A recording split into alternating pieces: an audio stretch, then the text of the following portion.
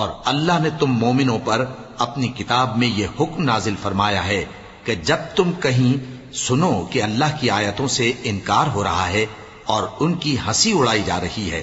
تو جب تک وہ لوگ اور باتیں نہ کرنے لگیں ان کے پاس مت بیٹھو، ورنہ تم بھی انہی جیسے شمار ہوگے۔ کچھ شک نہیں کہ اللہ منافقوں اور کافروں سب کو دوزخ میں اکٹھا کرنے والا ہے جو تم کو دیکھتے رہتے ہیں۔ پھر اگر اللہ کی طرف سے تم کو فتح ملے تو کہتے ہیں کیا ہم تمہارے ساتھ نہ تھے،